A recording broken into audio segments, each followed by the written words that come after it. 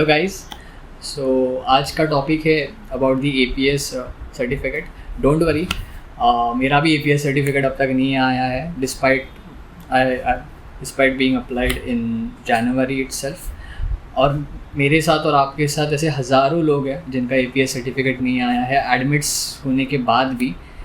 सो ये वीडियो में हम एपीएस का एक ब्रीफ ओवरव्यू देंगे, मे बी जिन लोगों को अभी तक पता नहीं है एपीएस क्या है, and I'll share a few tips and updates regarding the APS certificate and how we can make the process a bit faster. So let's begin with the video. So according to the official APS website, an APS certificate is a certificate which is prerequisite, which is a compulsory prerequisite for your visa application. तो APS certificate में क्या होता है या उसके details क्या होते हैं, तो उसमें तो बेसिकली आपका जो प्रीवियस एजुकेशनल डेटा है उसको वैलिडेट किया जाता है बाय द जर्मन एम्बेसी और उनके जो ऑफिसर्स हैं। उसमें कई चीज़ें होती है, कई डिटेल्स होते हैं। फॉर एग्जांपल आपका नाम, आपको मार्क्स कितने आए हैं, आपने कितने साल की बैचलर्स की है, ये सब चीज़ें वेरीफाई होती है एपीएस सर्टिफिकेट में। और आई थिंक कि वो लोगों ने ये सर्टिफिकेट क्यों जारी किया है, क्योंकि डॉक्यूमेंट्स का जो फोर्जिंग था वो बहुत हो रहा था while applying to Germany. So they have made it mandatory since this window to submit the APS certificate if you want to process with your visa. So this is what an APS certificate looks like. Like I've mentioned कि इसमें नाम है, आपका जो marks है, कितने साल की आपकी डिग्री है एंड एक्सेट्रा, वो सब चीज़ें तो मेंशन है ही। Now moving with the APS part, अभी एक न्यूज़ आई है रिसेंटली जून में ही कि हाँ, अगर आपका डिजिटल पेमेंट हुआ नहीं है in the first go, then you can again do it in the second go, but that is not as much as an important update और अ न्यूज़। मेजर जो अपडेट आया था वो आया था 21 अप्रैल को, जिसमें डिजिटल एपीएस का जो कंसेप्ट है वो स्टार्ट किया था। सो पहले क्या होता था कि आपको एपीएस का सर्टिफिकेट जब आपके डॉक्यूमेंट्स वगैरह वेरीफाई होते थे तब आपके घर पे आता था एक physical certificate which was necessary for your visa approval, but अभी they are accepting the digital form of the certificate. So that will definitely speed up the process and it will help you with your visa का applications. So digital APS के बारे में जो भी updates है या जो भी उसका फॉर्मेट है या जो भी जर्मन एम्बेसी को आपके साथ कन्वे करना है, I will link the PDF in the description for you guys to visit it. और उनका जो न्यूज़ सेक्शन है जो आपको रेफ़र करना चाहिए क्योंकि उस पर ही ऑफिशियल अपडेट्स आते हैं। So here are few tips which have help me या help some of my friends. So number one is if you have got an admit from your colleges, which you must by now because it is late June.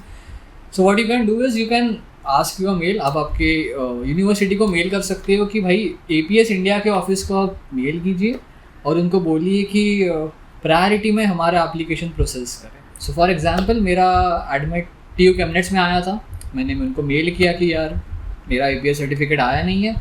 So what they did is they replied me back saying कि हाँ we have already mailed जो admitted applicants हैं उनका नाम and all that. So if your college has not done that, your German college, so just mail and remind them about the same. It will definitely speed up the process क्योंकि APS आपके updates को entertain नहीं करेंगे। Like आपने mail किया कि what are my updates, मेरा ये टोकन नंबर है, वो एंटरटेन नहीं करेगी।